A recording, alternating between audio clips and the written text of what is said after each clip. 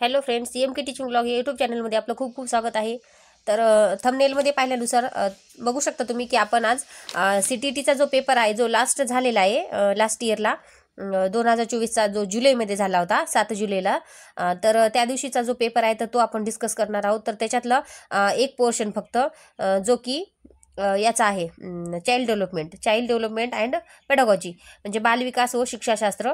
तर अशा पद्धतीचा हा जो पेपर आहे तर त्याचे उत्तर आपण मराठीमध्ये म्हणजे हिंदीमधून वाचणार आहोत, परंतु उत्तर कसे लवकर टॅकल करायचे आणि ट्रिकनं कसे सोपे, म्हणजे काही काही प्रत्येक जे ऑप्शन याचे म्हणजे आन्सर आहे तर ते कसं एकदम फास्टली क्विकली आपण शोधणार. तर त्याबद्दल मी आज हे एक एक पूर्ण पोर्शन म्हणजे CDPचा 30 प्रश्न या व्हिडिओमध्ये घेणार आहे. तर त्यामुळे तुम्ही शेवटपर्यंत हा व्हिडिओ पहा. नक्कीच तुम्हाला याचा आता येणाऱ्या एक्झाममध्ये फायदाच होणार आहे. ठीक आहे. तर बघा तुम्ही, चाइल्ड डेव्हलपमेंट अँड पेडागॉजी, बालविकास व शिक्षाशास्त्र पेपर 1चा पेपर 1 आहे हा. आत्ताच झालेला आहे हा 7 जुलैला, आणि मी दिलेला आहे हा पेपर, आणि मी क्लिअर सुद्धा केलेला आहे. तर मी तुम्हाला सांगणार आहे की आता बघा याचे आन्सर सहित आणि आन्सर पण कसे टॅकल करायचे हे पण तुम्हाला सांगणार आहे.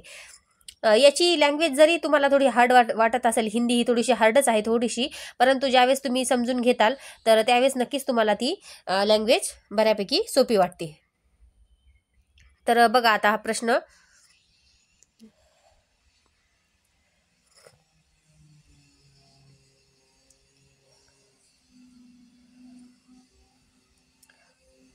प्रश्न बघा, निम्नलिखित में से कौन सा निरंतर और व्यापक मूल्यांकन का समर्थन करेगा. बघा आता हे व्यापक मूल्यांकन म्हणजे इथं विचारलेलं आहे की कंटिन्युअस कॉम्प्रिहेन्सिव्ह इव्हॅल्युएशन. तर हे इव्हॅल्युएशनचे वेगवेगळे प्रकार सांगितलेले आहे. तर त्याच्यामध्ये सर्वश्रेष्ठ कार्य पोर्टफोलिओ, वृद्धी आणि अधिगम प्रगती पोर्टफोलिओ,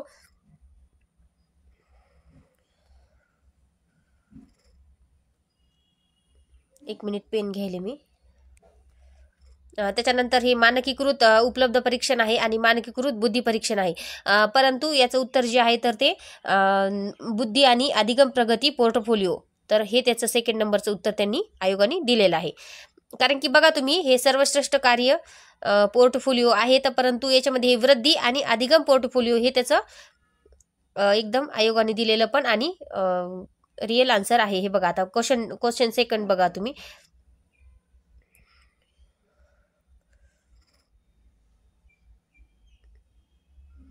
शिक्षकों को बच्चों के साथ काम करते समय लगातार अपने स्वयं के दृष्टिकोण और पूर्वग्रह की जांच करनी चाहिए.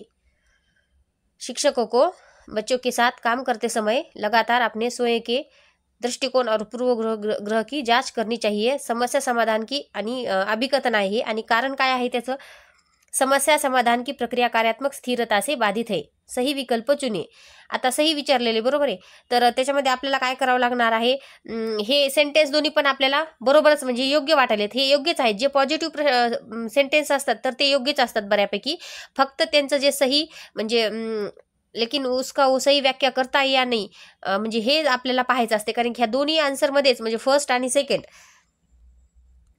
सेकंड आहे, तर याच्यामध्येच आपलं त्याचं आन्सर असतं. हे फर्स्ट किंवा सेकंड अशा ह्या दोन्हीपैकीच असायची शक्यता असते. तर याचे जे आन्सर आहे तर ते आयोगाने सेकंड नंबर दिलेला आहे. ए और आर दोनों सही है, लेकिन ए की आर सही व्याख्या नहीं करता है. म्हणजे बघा आता काय दिलेले, शिक्षकों को बच्चों के साथ काम करते समय काय करायचं, त्यांना स्वतःचा दृष्टिकोन आणि पूर्वग्रह हे म्हणजे याच्यावर लक्ष ठेवायचं, बरोबर आहे. तर समस्या समाधान की प्रक्रिया कार्यात्मक स्थिरता से बाधित. समस्या समाधान ही एक वेगळी प्रोसेस आहे, तर त्यामुळं उत्तर हे या दोन्हीपैकीच असायची शक्यता जास्त असते. जरी तुम्हाला येत नसेल तर नक्कीच तुम्ही दोन्हीपैकी एक आन्सर टॅकल करा. ठीक आहे. त्याच्यानंतर प्रश्न तिसरा है, गणित में अपने खराब अंकों के बारे में बात करते हुए अभी कहता है मुझे अंकों की समझ नहीं है. अभी अपने प्रदर्शन का कारण किसको ठरा रहा है. बघा आता, मुझे अंकों की समज नाही म्हणजे काय, त्या म्हणजे हे त्याच्या किस्मत आहे का, किस्मत असेल का, कार्य कठीणाई असेल का, कोशिश की कमी असेल का, नाही, योग्यता का अभाव. आता तर याचं उत्तर काय आहे, योग्यता का अभाव. योग्यता का अभाव हे त्याचं उत्तर आहे 4 नंबरचं. कारण की तो काय म्हणायलाय, मुझे अंकों की समज नाही आहे. म्हणजे कशामुळे नाही आहे, कारण की म्हणजे मला समजत नाही. म्हणजे मग कशामुळे समजत नाही, की माझ्यामध्ये ती योग्यता नाही म्हणून समजत नाही. आता कोशिश आहे का तो असं म्हणला का की मी मी अभ्यास कमी केला म्हणून मला समजत नाही, असं जर म्हटलं असतं तर कोशिश की कमी हे उत्तर आलं असतं. परंतु योग्यता का अभाव हेच त्याचं आन्सर दिलेलं आहे. ठीक आहे. तर बघू शकता तुम्ही आता चौथा प्रश्न. खूप सोपे असतात हे प्रश्न, थोडेसे पॉझिटिव्हली आन्सर द्यायचे याचे, जे पॉझिटिव्ह आन्सर सगळ्यात जास्त आहे. तर पॉझिटिव्ह सेंटेन्स जे दाखवल तर ते आन्सर याचं असतं. बघा आता हे लेव वायगोत्स्की 4 नंबरचा प्रश्न आहे. लेव वायगोत्स्की के सिद्धांत के अनुसार छात्रों के सीखने के अनुभव को बेहतर बनाने के लिए निम्नलिखित में से कौन सा एक अनुशंसित दृष्टिकोण है? कौन सा एक अनुशंसित दृष्टिकोण है? छात्रों को ऐसा काम प्रदान करना जो उनकी समझ के वर्तमान स्तर में पूरी तरह से असंबंधित हो. बघा आता काय म्हणाले ते, असंबंधित हो. असंबंधित म्हणजे असं निगेटिव्ह सेंटेन्स याचं उत्तर नसतेच. बघा आता छात्रों के वर्तमान स्तर पर आधारित उनको उचित समर्थन और मार्गदर्शन के साथ काम प्रदान करना. बघा हे पॉझिटिव्ह वाटायले की नाही तुम्हाला? आता छात्रों को कोई सहायता नहीं देना. बघा नाही आलं की नाही, छात्रों को नाही सहायता देणं असं होऊ शकत नसते ना, कारण की आपल्याला विद्यार्थ्यांवरच फोकस करायचं असते, त्यांना सर्व काही मदत करणं हे शिक्षकाचं एक कर्तव्य असते. छात्रों को ऐसा काम प्रदान करना जिसे व्यक्तिगत रूप से प्रबंधित और पूरा कर सके. तर हे पण नाही, हे पण थोडं पॉझिटिव्ह आहे, परंतु याच्यापेक्षा बेस्ट कोणता आहे की सेकंड नंबरचा ऑप्शन, आणि जे तेच आयोगाचं आन्सर आहे हे सेकंड नंबर. छात्रों के वर्तमान स्तर पर आधारित उनको उचित समर्थन और मार्गदर्शन के साथ काम प्रदान करना. ओके. हां, तर अशा पद्धतीनं जे पॉझिटिव्ह सर्वात जास्त पॉझिटिव्ह सेंटेन्स आहे तर तेच उत्तर द्यायचं. निम्नलिखित में से कौन सा कथन प्रगतिशील शिक्षा में शिक्षक की भूमिका का सबसे अच्छा वर्णन करता है? कौन सा कथन प्रगतिशील शिक्षा में शिक्षक की भूमिका का सबसे अच्छा? बघा आता शिक्षक ज्ञान का प्राथमिक स्रोत होते हैं. बरोबर आहे, हे पण पॉझिटिव्ह आहे. ठीक आहे. तर ते एक. त्याच्यानंतर शिक्षक एक सुविधा प्रदाता के रूप में कार्य करते हैं. हे पण बरोबर आहे, सुविधा प्रदाता के रूप में कार्य करते हैं. शिक्षक निर्धारित पाठ्यक्रम को जो का त्यो लागू करते हैं, ऐसा कहीं नहीं है. शिक्षक बच्चों को स्वतंत्र रूप से कार्य करने के लिए उनके हाल पर छोड़ देते हैं. नाही, तसं पण नाही. शिक्षक उनके हाल पर नाही, म्हणजे शिक्षक त्यांना मदत करत असतात विद्यार्थ्यांना. तर याचं आन्सर जे आहे तर ते आयोगाने सेकंड नंबरचं दिलेलं आहे. शिक्षक एक सुविधा प्रदाता के रूप में कार्य करते हैं. शिक्षक एक सुविधा प्रदाता के रूप में, सुविधा प्रदाता म्हणजे तुम्हाला मदतीच्या स्वरूपामध्ये ते शिक्षक विद्यार्थ्यांना मदत करत असतात. म्हणजे अशा पद्धतीनं याचा आन्सर कोणता आहे? Second number. सेकंड नंबरचा आन्सर हे सेकंड नंबर आहे. ठीक आहे.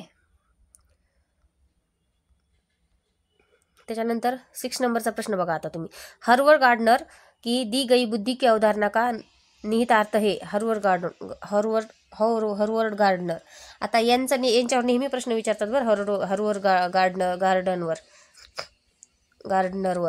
तर त्याचं बघा, सभी लोग दुनिया को समान रूप में समझते और संसाधित करते हैं. अलग अलग आयामों में लोगों की अलग अलग योग्यताएं होती है. बघा आता याच्यामध्ये कसे ऑप्शन दिलेले. बुद्धी का केवल एक ही आयाम होता है. बघा आता बुद्धी का केवल, असं केवल आले ना, ज्या याच्यामध्ये हे केवल असा कीवर्ड आला, केवल ओनली, यांनी केवल ओनली दिलेलं आहे याच्यामध्ये, ओनली हे, तर हे निगेटिव्ह कीवर्ड असतात. तर हे असे ज्याच्यामध्ये येतील तर ते आन्सर नसतातच, ते निगेटिव्ह असतात. त्याच्यामुळे बुद्धी का केवल एक आयाम हो सकता है क्या नहीं, इसलिए बुद्धी केवल प्रयोगात्मक अधिगम से संबंधित है. केवळ प्रयोगात्मक आहे का बुद्धी? बुद्धी ही म्हणजे सर्व बाजूनीही आपण त्याचा विकास करू शकतो बुद्धीचा. ठीक आहे.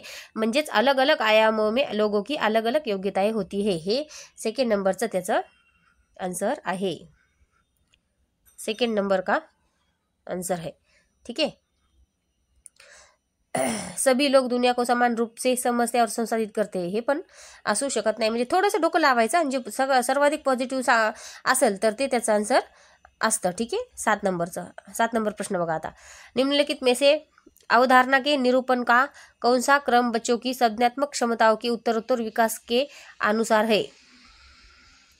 अवधारणा बघा आता क्रम विचारलाय बच्चों की संज्ञानात्मक क्षमता म्हणजे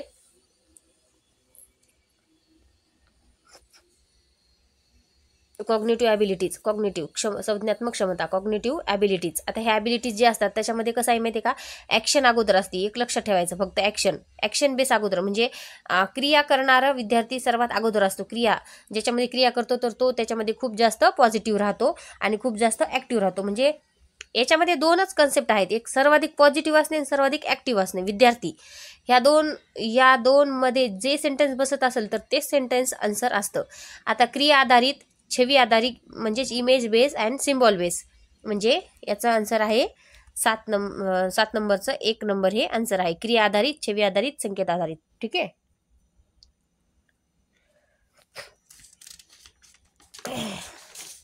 हा प्रश्न माझा चुकला होता मी संकेत आधारित अगोदर केलं होतं परंतु ते माझा प्रश्न चुकला होता.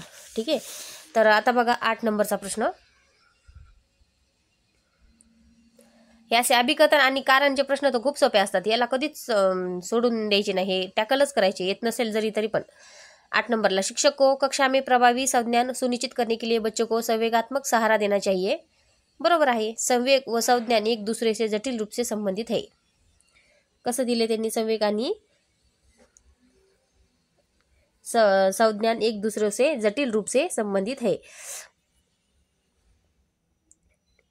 म्हणजे त्याचा अर्थ काय दिले बघा आता दोन्ही याच्यामध्ये म्हणजे वरच्या याच्यामध्ये काय आलंय संज्ञान आलेले काय संज्ञान आलेलंच आहे म्हणजे खालच्या याच्यात पण संज्ञान आहे म्हणजे दोन्ही वाक्ये एकमेकांच्या रिलेटेड आहेत. म्हणजेच याचा आन्सर जे आहे तर ते ए येणार आहे कारण की ए और आर दोनों सही है और ए की आर सही व्याख्या करता है. ज्याच्यामध्ये सर्वाधिक पॉझिटिव्हनेस दिसलेला आहे तर तेच त्याचं आन्सर आहे. ठीक आहे. आणि जास्तीत जास्त हेच आन्सर असते सही व्याख्या करता है असंच जास्त आंसर असतात. ठीक है. 9 नंबरचा प्रश्न. विकास के संदर्भ में निम्नलिखित में से कौन सा कथन सही है. विकास के संदर्भ में विकास एक असतत प्रक्रिया है. असतत आहे का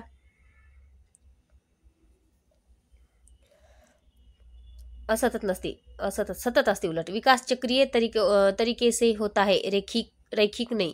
चक्रीय म्हणजे असा गोलाकार होत असतो. चक्रीय म्हणजेच असा गोलाकार आणि रेखिक म्हणजे असा एका रेषेमध्ये परंतु हा विकास असा गोल गोल गोल गोल होत असतो. ठीक आहे. तर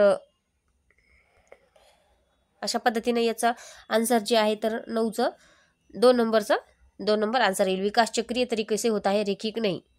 ओके. विकास विशिष्ट से सामान्य की ओर बढ़ता है विशिष्ट से सामान्य नहीं सामान्य से विशिष्ट की ओर. विकास के विभिन्न पहलू एक दूसरे से स्वतंत्र होते हैं. विभिन्न पहलू एक दूसरे स्वतंत्र कैसे होंगे वो एक डिपेंड होते हैं एक के ऊपर एक डिपेंड रहते हैं. इसलिए म्हणजे याचा आन्सर काय आहे विकास चक्रीय तरीके से होते हैं रेखिक नहीं. ठीक आहे.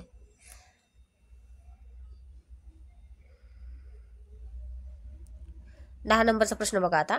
लेव वायगोत्स्की यांच्यावर 100% एक प्रश्न येतच असतो. लेव वायगोत्स्की के अनुसार बच्चे अपने स्वयं के व्यवहार को किस प्रकार नियमित करते हैं.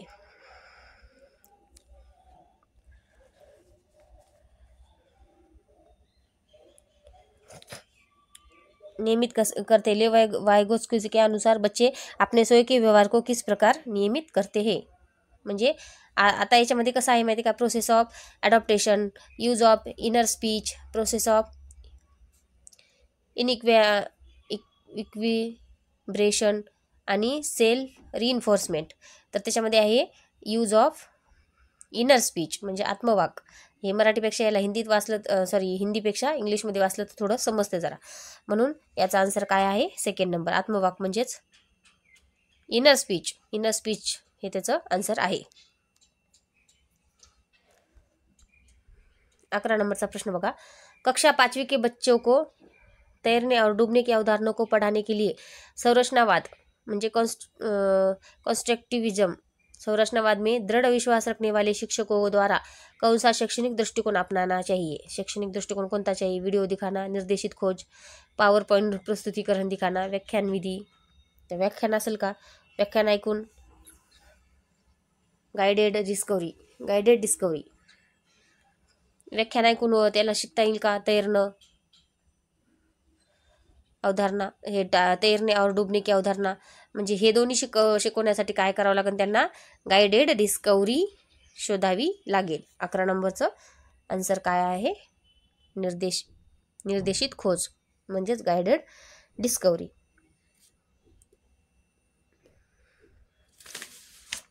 ठीक आहे. त्याच्यानंतर 12 नंबरचा प्रश्न, निम्नलिखित में से कौन सी सार्थक सीखने के लिए एक प्रभावी स्मृती तकनीक नहीं है.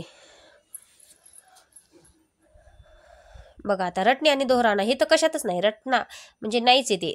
रिपिटेशन, रट्टा मारना किसी में भी नहीं है. संकल्पना चित्रण, स्मृती सहायक विधी या तकनीक नाही आहे, तेच विचारलेले बरोबर आहे. हां, आणि हे पण लक्षात ठेवायचं, काय विचारलं आहे की म्हणजे पॉझिटिव्ह विचारले का निगेटिव्ह विचारले. याच्यामध्ये विचारलेच निगेटिव्ह, त्याच्यामुळे आन्सर पण निगेटिव्हच येणार आहे. निम्नलिखित में से कौन सी सार्थक सीखने के लिए एक प्रभावी स्मृती तकनीक नहीं है. रटणे आणि दोहराना म्हणजे बाकी सर्व ज्या आहेत तर त्या पॉझिटिव्ह आहेत. स्मृती सहाय्यक विद्या, विस्तृत दोहराव, संकल्पना चित्रण, संकल्पनातून कन्सेप्ट मॅपिंगमध्ये आपण विद्यार्थी खूप चांगल्या पद्धतीने शिकत असतात. ठीक आहे. तर रट्टाफिकेशन मात्र ह्याच्यात नाही. जिथं रटना हे शब्द येईल तर ते आन्सर निगेटिव्ह असतं, आणि ते जर निगेटिव्ह विचारलं असेल तर ते उत्तर असेल, अदरवाईज ते काही उत्तर नसतंच. ठीक आहे. त्याच्यानंतर 13 नंबरचा प्रश्न, निम्नलिखित में से कौन सा एक अच्छी तरह से तैयार किए गए आलोचनात्मक सोच वाले प्रश्न की विशेषता नहीं है. बघा आता याच्यात पण काय विचारले, नाही है. आलोचनात्मक प्रश्न की विशेषता नाही है विचारले. आलोचनात्मक म्हणजे कसं आहे, क्रिटिकल थिंकिंग. हे प्रश्न खूप सोपे असतात हे असे क्रिटिकल थिंकिंगचे नेचे. तर किती बघा आता याच्यामध्ये, बघा तुम्ही आता जे निगेटिव्ह असतं ना ते त्याचं उत्तर आहे, कारण की याच्यात नाही विचारले. यह खुला प्रश्न है और कई उत्तरों को प्रस्तुत करने की अनुमति देता है. ये तो बरोबर दिसायले. यह मुख्य रूप से तथ्यात्मक जानकारी पर आधारित है. तथ्यात्मक, फैक्चुअल इन्फॉर्मेशन नहीं.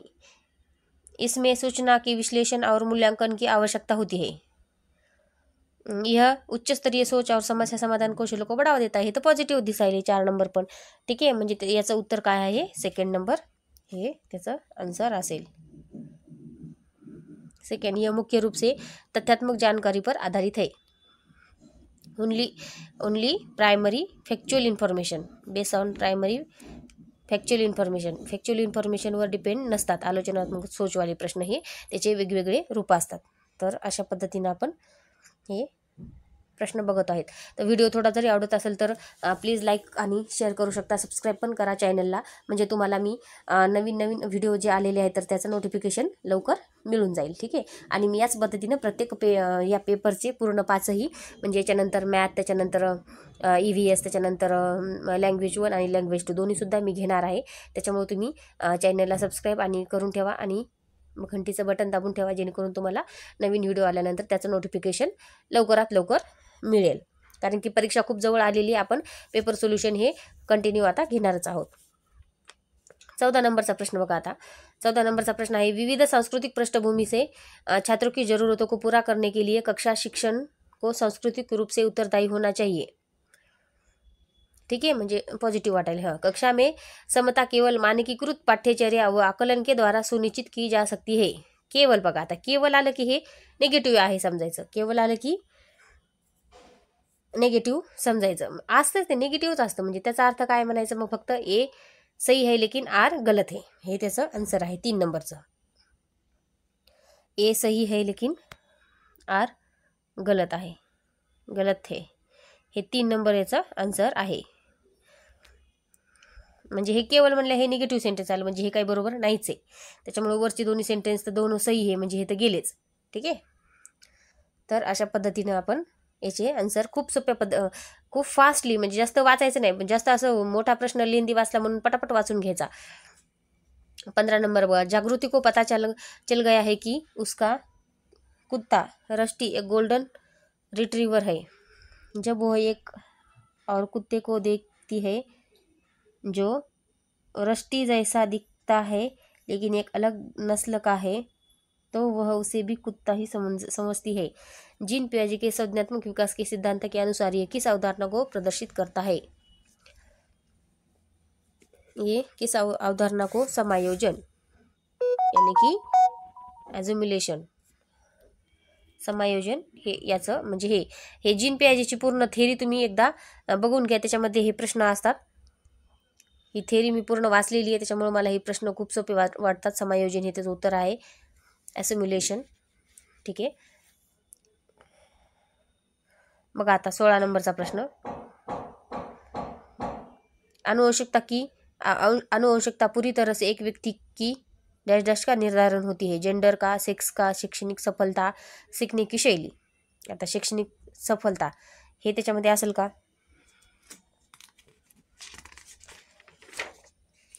शैक्षणिक सफलता असेल का त्याच्यामध्ये?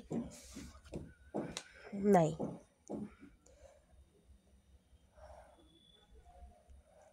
अनुवंशिकतामध्ये काय येणार आहे? सर्वाधिक जास्त सेक्स येणार आहे. ठीक आहे, तर म्हणजे त्याचं उत्तर जे आहे तर ते 16चं 1 नंबरच आहे. हे पण माझं बरोबर आलेलं होतं उत्तर. 1 नंबर म्हणजे हे वरचं 1 नंबर नाही करायचं लगेच. 1 नंबर 1 कशात आहे हे इथं 1 नंबरमध्ये दिलं आहे म्हणून ठीक आहे, नाहीतर अदरवाईज 1 नंबरचा आन्सर ही इकडं 2-3 नंबरमध्ये पण दिलेलं असतं, त्यावेळेस आपलं ह्याच्यामध्ये कन्फ्युजन होऊ शकतं. लक्ष देऊन करायचं आणि क्वेश्चनसुद्धा लक्ष देऊन वाचायचे. काय विचारले, निगेटिव्ह विचारले का पॉझिटिव्ह विचारले. तर आता बघा अभिकथनचा प्रश्न आलेला आहे. अभिकथन काय आहे? शिक्षकों को कक्षा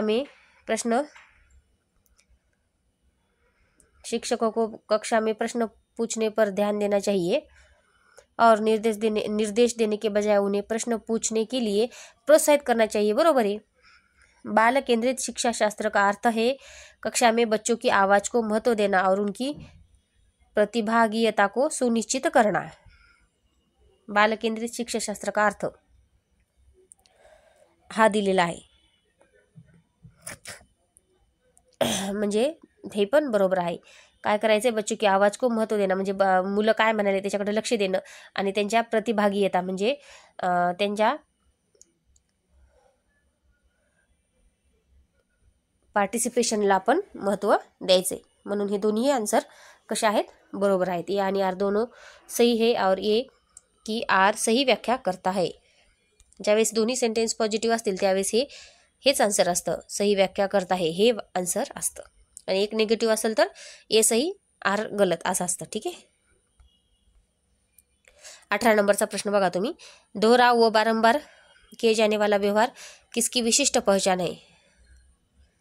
रिपीटेशन यानी बारंबार किए जाने वाले व्यवहार. सोलिन क्रम विकार को अधिगमात्मक विकलांगता, ध्यान न्यूनता, अतिक्रियाशीलता विकार, मस्तिष्क पक्षाघात, सेरेबल. आता ते हे कसं आहे त्या थेरीमध्ये दिलेलं आहे हे पूर्ण. तर याचा आन्सर आहे सोलिन क्रम विकार की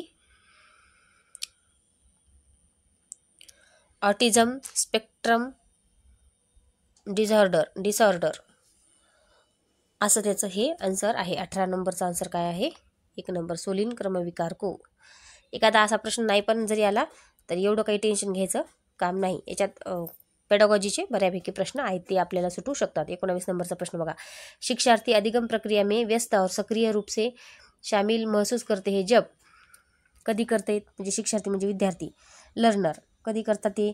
अधिगम प्रक्रिया में व्यस्त आणि सक्रिय कधी होतात? गतिविधियां उनके संदर्भ में संबंधित होता है तब.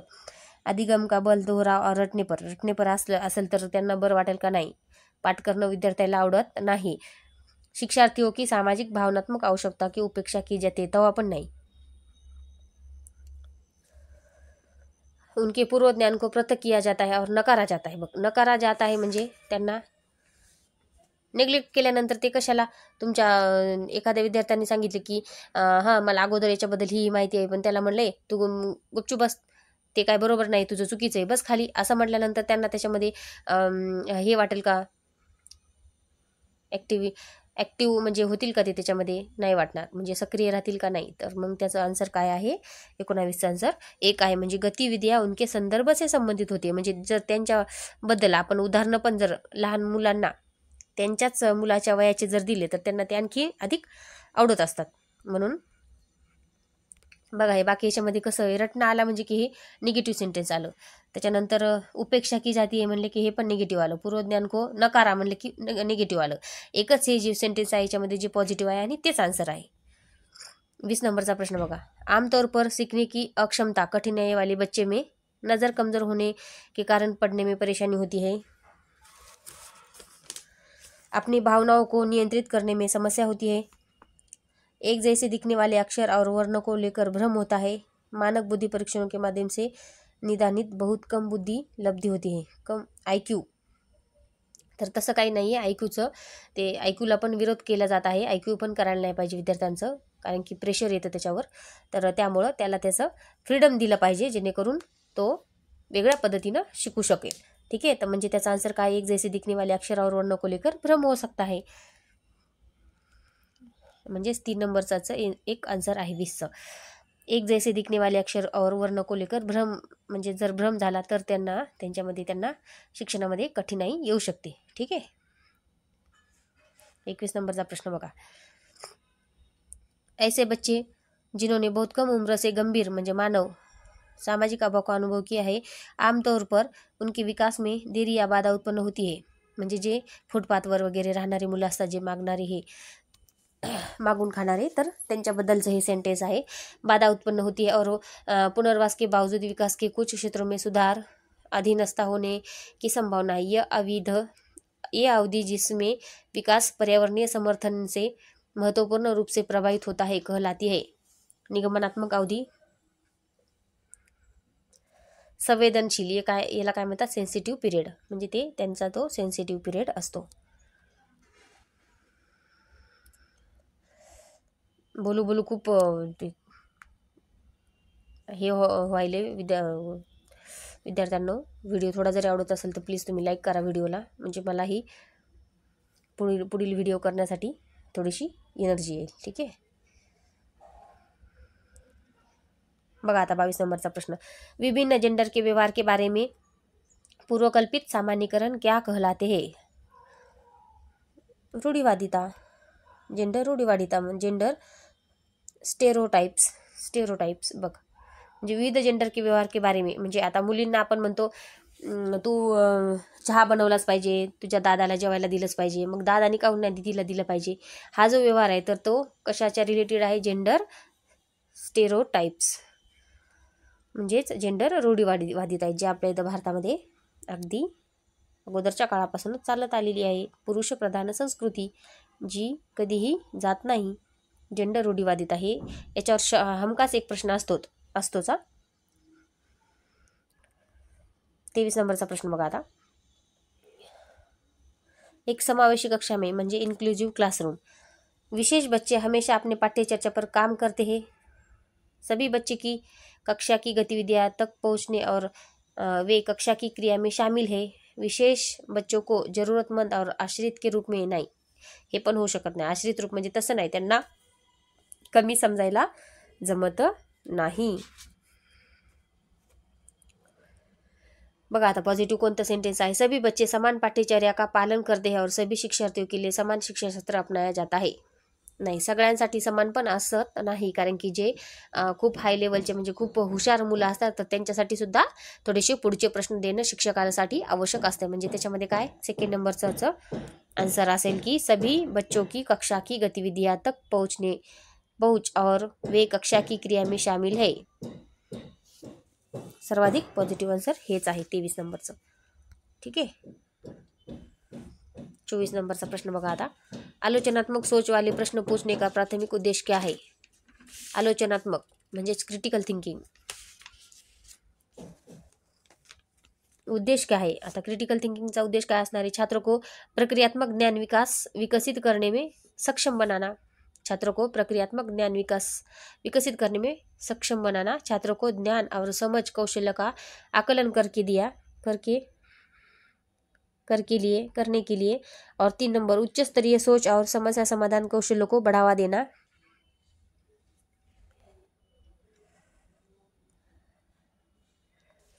उच्च स्तरीय सोच और समस्या समाधान कौशल को बढ़ावा देना. छात्रों को जानकारी याद रखने के लिए म्हणजे रट्टाफिकेशन आलं याच्यामध्ये पण.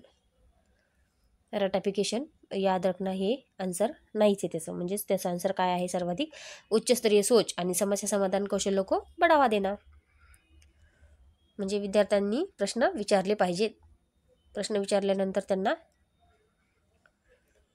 शिक्षा देणं हे चुकीची गोष्ट आहे. म्हणजे 3 नंबरचा याचा आन्सर आहे. ठीक आहे. 25 नंबर से बघा, सामाजिक रचनावादियों के अनुसार अधिगम की प्रक्रिया के बारे में निम्नलिखित में से कौन सा कथन सही है। सामाजिक रचनावादी आदि के अनुसार सोशियो कंस्ट्रक्टिविजी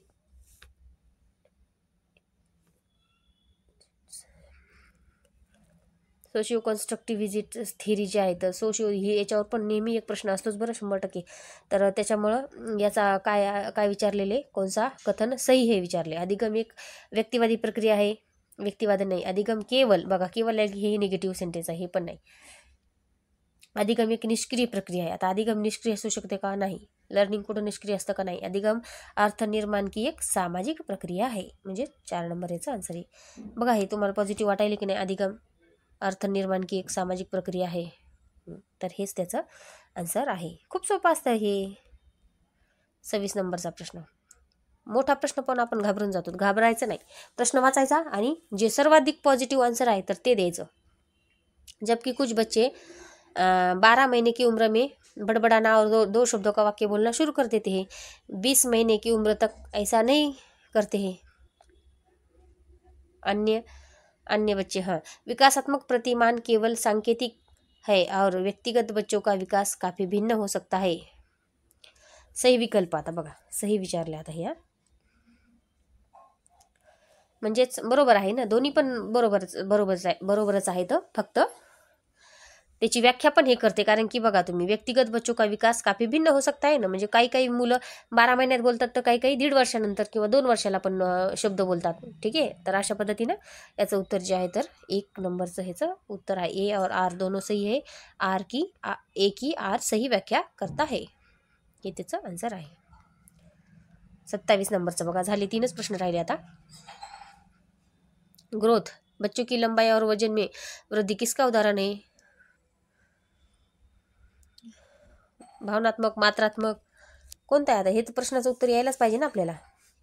क्वांटिटेटिव्ह आहे ना ते. ग्रोथ, हाईट आणि वेट.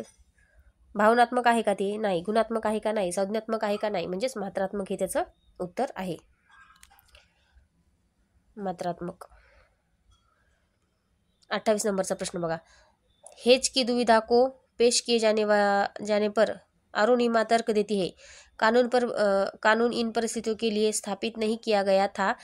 इस स्थिति में दवा लेना वास्तव में सही नहीं है, लेकिन यह उचित है.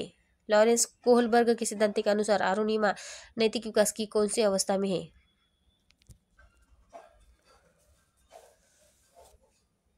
सामाजिक सरोकार और विवेक, नहीं. नैतिकता का विरोधाभास, बरोबर आहे. व्यक्तिगत अधिकार और लोकतांत्रिकता, दंड की ओर उन्मुखीकरण, नाही. दंडाचा काही संबंध, प्रश्न नाही आला याच्यामध्ये. यांत्रिक उद्देश और विनिमय, यांत्रिक पण नाहीये. नैतिकता का विरोधाभास आहे याच्यामध्ये, ते काय म्हणाले बघा, विरोधाभासच आहे की नाही. हेज की दुविधा को पेश किए जाने पर अरुणिमा तर्क देती थी. तर्क काय म्हणते? कानून इन परिस्थिति के लिए स्थापित नहीं किया गया था. इस स्थिति में दवा लेना वास्तव में सही नहीं है, लेकिन यह उचित है. बघ, सही पण नाही म्हणाले आणि उचित पण, म्हणजे ते त्याच्यामध्ये काय आहे? विरोधाभास आहे. म्हणजे त्याचा आन्सर काय आहे? 2 नंबरचं आन्सर आहे.